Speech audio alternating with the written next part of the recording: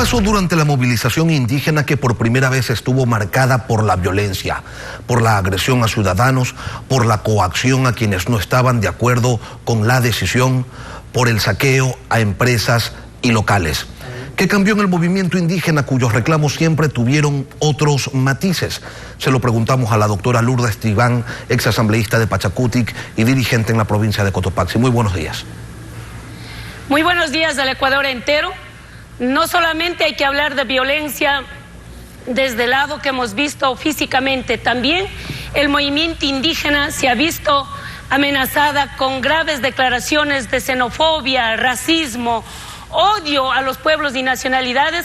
Y efectivamente le quiero decir a los políticos que se pronunciaron que vengo desde los páramos y vamos a seguir viviendo en los páramos. No tenemos vergüenza de haber salido de los páramos, y decirles al Ecuador que desde 1990 que participo en los levantamientos indígenas, nunca antes yo había tenido temor y sobre todo estar amenazada físicamente, psicológicamente, desde el interior de nuestro movimiento. ¿Qué significa eso? Que 30 años después del paro de la movilización de 1990, en esta única vez sentimos la infiltración directa de personas que sabemos claramente de dónde vienen, porque desde el 2 de octubre, cuando en la noche se activan las páginas de la Revolución Ciudadana, los guerreros digitales transmitiendo las marchas nocturnas del 2 de octubre en Quito, Guayaquil y Loja, con un solo eslogan de Fuera Moreno, significa que aprovecharon de la movilización indígena. La CONAIE no se responsabiliza de tantos actos irracionales que se dieron en las movilizaciones, porque nosotros hemos hecho paros, marchas, movilizaciones, pero siempre en el marco de la resistencia, siempre pensando en que los objetivos que vamos a plantear es frente al gobierno y no un daño hacia nosotros. Por ello, quiero decirles a todo el Ecuador, primero, que el movimiento indígena ratifique en su lucha. La resistencia es nuestra para el pueblo ecuatoriano. Dejamos a un lado la agenda indígena. Justo para el 15 de octubre se iba a dar una movilización indígena con una agenda propia: minería, educación, salud, territorio, etcétera. Pero esta vez pusimos la camiseta de la mayoría de los ecuatorianos. Digo la mayoría de los ecuatorianos porque no a todos les afectó el decreto 883. Hubo gente de la clase alta, la empresa privada, los de la derecha, gente que antes estaba en las calles con nosotros en Quito para defender la libertad y la democracia, hoy estaban al lado de la medida económica. Por eso digo yo, nos pusimos al lado y nos pusimos la camiseta de la mayoría de los pobres, de la mayoría de los afectados por la subida de la gasolina, y nuestro único objetivo en esta movilización fue la derogatoria del decreto 883. Ahora, y nada que ver con las intenciones golpistas que apareció en el camino tratando de pescar al río revuelto, con esto de causar conmoción social en el Ecuador, y lo lograron. Doctora Tribán, usted ha dicho que el correísmo se infiltró en las manifestaciones, pero líderes como Leonidas Issa han dicho que no es así, que en las calles estaba un pueblo indignado por las medidas económicas que ha impuesto el Fondo Monetario Internacional. Entonces, ¿con qué versión nos quedamos? ¿Con la de Leonidas Issa diciendo que era una manifestación popular y que sí lo era? ¿O nos quedamos con su versión que dice que había una infiltración correísta generando violencia, generando caos, incendiando bienes públicos, que también era así? Es que no hay verdad absoluta en cualquiera de las dos posiciones. Nos quedamos con las dos. Primero, la CONAIE, el movimiento indígena de Cotopaxi y todas las provincias salimos por una causa justa: la derogatoria de un paquetazo económico que afectó al pueblo ecuatoriano. Pero tampoco podemos negar que hubo vandalismo, pues. Y ese vandalismo no es del movimiento indígena. Ese vandalismo vino de afuera. ¿De dónde acá? Como dijo el señor Nebot, la gente del páramo, ¿de dónde acá iba a saber dónde estaba la Contraloría? Y sobre todo, ¿dónde estaban los documentos con responsabilidad penal de la corrupción de la última década? Miramos en las imágenes que la gente fue directo al escritorio a sacar los documentos. ¿Creen ustedes que al movimiento indígena, a la gente que vino de las provincias, le interesaría ir en busca de Teleamazonas? No. Revisados los casos, ¿quién le pega a Freddy Paredes? No es la CONAIE, no es un indígena, es un exfuncionario de Rafael Correa, que trabaja en el Consejo Electoral. Está identificado gente del correísmo. Sí, Lourdes, pero Jaime Vargas sí le pidió la renuncia al presidente Moreno en el ágora de la Casa de la Cultura y llamó a los manifestantes a avanzar hacia Carondelet. Eso también es verdad.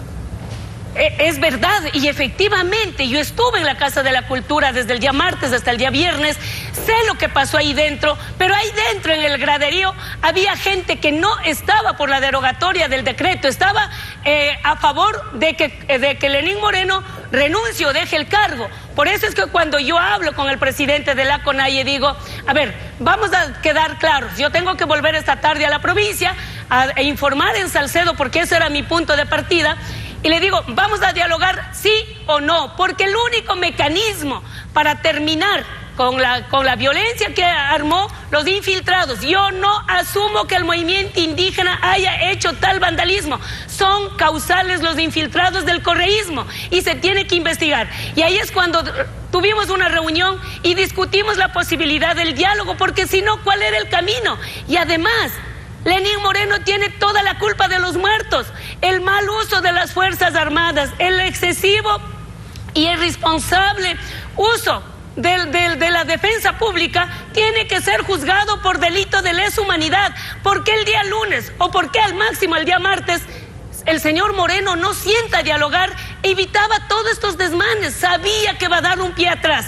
Por eso el día miércoles, cuando da la cadena nacional, dice: ni un paso atrás en el decreto. Y yo lo pongo en las redes sociales que va a tener que dar un paso atrás, porque caso contrario el presidente va a terminar fuera. ¿Por qué? Por la necedad del gobierno. Lo mismo lo digo ahora. Podía haber evitado los 8 muertos, los 1.200 detenidos, los 1.400 heridos. Eso se tiene que investigar al Estado ecuatoriano. Sin duda. Yo la quiero invitar a escuchar lo que decía en este espacio Ángel Gende, legislador, representante del pueblo Sáchila. El movimiento indígena perdió el control, se infiltró el correísmo. No solamente que vinieron a infiltrarse en la movilización del movimiento indígena, sino que también en la misma estructura al interior del movimiento indígena. Y es por eso que en una asamblea de la CONAIE desarrollada en Cotopaxi se había manifestado que aquellos dirigentes indígenas que sirvieron al correísmo, que fueron parte del correísmo, tenían que nuevamente recuperar la confianza de las bases, y se les dio 3 años para que nuevamente vuelvan a tener la confianza. Pero ese acuerdo no se cumplió, y pudimos ver correístas infiltrados y también líderes indígenas que de una u otra manera tenían y mantienen aún esa parte de su corazoncito con el correísmo. Dos cosas, doctora Tibán. ¿Quiénes son esos dirigentes indígenas correístas que están a favor del caos y de la violencia? Y segundo, doctora Tibán, para que me conteste todo junto, al final de esta movilización parecería ser que el vandalismo le terminó dando más fuerza a la movilización indígena, que ese correísmo infiltrado los terminó beneficiando porque a la larga obligaron al gobierno a negociar y a ceder. ¿Esa es una lectura correcta o no? Dígame usted. No, es que los gobiernos, para sentar a dialogar, no deben esperar que haya vandalismo, pues. El Estado es el que pierde, la sociedad es el que pierde, pero el movimiento indígena no va a ser la última movilización que haga. El movimiento indígena volverá a hacer muchas más movilizaciones, y tenemos que estar claros. ¿Acaso que el movimiento indígena preparó los famosos comités de defensa revolucionaria? Ellos activaron, el correísmo trabajó en los 10 años, gente en cada barrio. ¿Cómo se supone que en la Avenida La Prensa, en el antiguo aeropuerto, hubo vandalismo? ¿Creen ustedes que el movimiento indígena se trasladó a todos los sectores periféricos de la capital de la República? ¿Creen ustedes que el movimiento indígena vino con ese pensamiento de destruir Quito? No. Tampoco vino para quemar la Contraloría, vino por el decreto. Ahora, si Lenín Moreno esperó tremendo caos para dialogar, es un error del Estado, es un error del gobierno de no pensar que antes de que haya muertos se podía haber evitado, pero sentando a dialogar.